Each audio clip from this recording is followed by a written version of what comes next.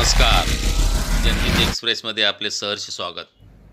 Sir, काय सांगाल? आज पत्रकार परिषदेचे आयोजन करण्यात आले होते. कोणते हे मुद्दे आहेत त्या मुद्द्याला अनुसरून ही पत्रकार परिषद आयोजित केली होती?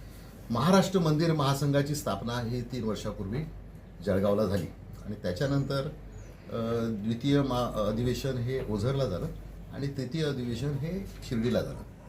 शिर्डीला झाल्यानंतर वेगवेगळे विषय मंदिर महासंघाच्या दृष्टीने येणारे जे विषय आहेत ते आपण जेव्हा आम्ही शिर्डीला केलं त्यावेळी जवळजवळ 900हून अधिक मंदिरं, त्यामध्ये प्रमुख जी काय ज्योतिर्लिंग आहेत महाराष्ट्रातली ती सहभागी झाले होते. शिवाय अष्टविनायक मंदिरातली सगळी मंडळी आली होती. परंतु छोटी मोठी मंदिरं सहभागी व्हावे या दृष्टिकोनातून तेव्हा विचार असा झाला की जिल्हास्तरीय आपण बैठका घेऊन काही मंदिरांचे आपले जे काही प्रश्न असतील, काहींचे कायदेशीर प्रश्न असतो पेंडिंग प्रलंबित आहेत, काहींचे जमिनीचे प्रश्न प्रलंबित आहेत, तर ह्या संबंधीचं जसं कुठे आपण त्यांना मदत करता येईल मंदिर महासंघाच्या मार्फत आणि काही आपल्या राष्ट्रीय प्रश्न आहेत की जसे वक्फ बोर्डसारखे आहेत याच्यावरती विचार मंथन करून आणि धार्मिकतेतून शांततेने कसं आपल्याला त्यातून सहभागी करून मंदिरांना आपल्याला उत्तरोत्तर सनातन धर्माचा प्रसार छानपैकी कसा होईल याच्यासाठी आम्ही एकत्र येण्याचा विचार केला आहे. विष्णू प्रतिभा हॉल जो विरार पश्चिमेला आहे त्या ठिकाणी सकाळपासून हे अधिवेशन होणार आहे. अनेक संत आणि मंदिर विषयी निगडीत असलेली महानुभव तिकडे येणार आहेत आणि हा कार्यक्रम पूर्ण दिवसभराचा असणार आहे. संध्याकाळ 5 वाजेपर्यंत हा कार्यक्रम राहणार आहे. त्यावरती संपूर्ण जे आपणाकडे दिलेलं आहे विषयावरती विचारमंथन होणार आहे. वसई विरारमधली जी मंदिर आहेत त्यांची काही नावं नोंद झालेली आहेत का? या 200 साधारण 200हून अधिक मंदिर विश्वस्तांनी पंजीकरण केलेलं आहे, रजिस्ट्रेशन केलेलं आहे आणि एक चांगला उत्स्फूर्त सहभाग आहे. म्हणजे आज आम्ही बघितलं तर अगदी सफाळी, वैतरणा या भागातून पण चांगला प्रतिसाद मिळाला.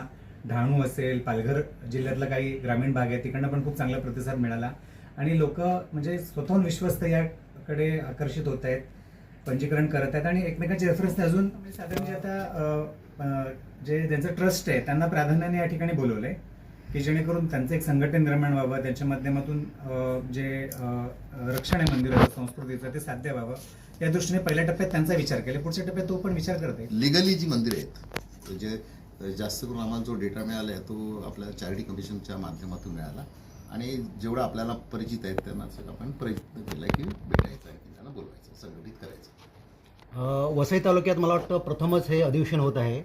तर जीवदानी माता ट्रस्टच्या माध्यमातून थोडंसं म्हणजे सहकार्य लाभत आहे या अधिवेशनासाठी. तर ते कशा प्रकारे सहकार्य आणि कशा प्रकारचं नियोजन असेल? ह्या अधिवेशनासाठी संपूर्ण व्यवस्थापन ही आमची मंदिर महासंघाची टीम करत आहे आणि त्यासाठी उपलब्ध हॉल करून द्यायची जबाबदारी माझ्यावर आली. त्यामुळे आमचा स्वतःचा टुंबेंचा हॉल आहे तो आम्ही उपलब्ध करून दिला आहे. त्याच्यासाठी कुठल्या प्रकारचा आपण मोबदला घेत नाही आहे आणि जेवणाची व्यवस्था आहे, अन्नसेवा जी आहे ती देवीच्या प्रसादाच्या मार्फत होणार आहे. तालुक्यातील मंदिर व्यवस्थापना काय आव्हान असेल आपलं? आपण संघटित व्हावं सर्व मंदिरांनी आणि आपापले काही प्रश्न आहेत म्हणजे ते काही ट्रस्टनी आपलं जे काही चॅरिटी कमिशनशी रिलेटेड काही गोष्टी असतील त्या वेळोवेळी व्यवस्थित भरणं आणि आपण कायद्याचा व्यवस्थित वापर करून आणि आपण चांगलं कसं व्यवस्थापन सुधारवता येईल आणि सुधारून एक चांगल्या प्रकारे आपण भक्तांचा पैसा भक्तांच्या नंतर समाजासाठी कसा उपयुक्त येईल आणि त्यावेळी आपण हा विचार केला पाहिजे की सर्वसामान्य आपल्या सनातन धर्माच्यासाठी ही त्याचा प्रचारासाठी त्याचा उपयोग कसा होईल. जीवदानी मंदिराच्या माध्यमातून 2023मध्ये सामूहिक विवाह पार पडला होता.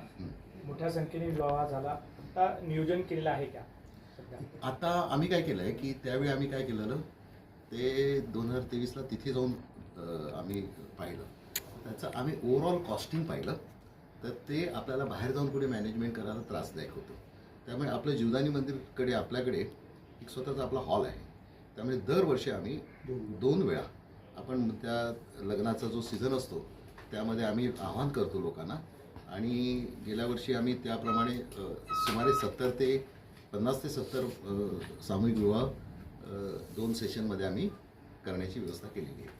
तर काय सांगाल, वसईत प्रथमच मंदिर अधिवेशन होत आहे? हो, खूप आनंदाची गोष्ट आहे.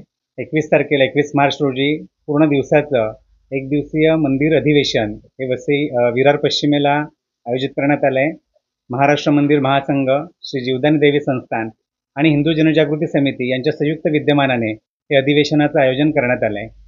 आतापर्यंत या अधिवेशनासाठी 210हून अधिक मंदिर विश्वस्तांनी रजिस्ट्रेशन केलेलं आहे आणि येणाऱ्या 3-4 दिवसात म्हणजे ही संख्या 250 पर्यंत जाईल अशी आम्हाला आशा आहे.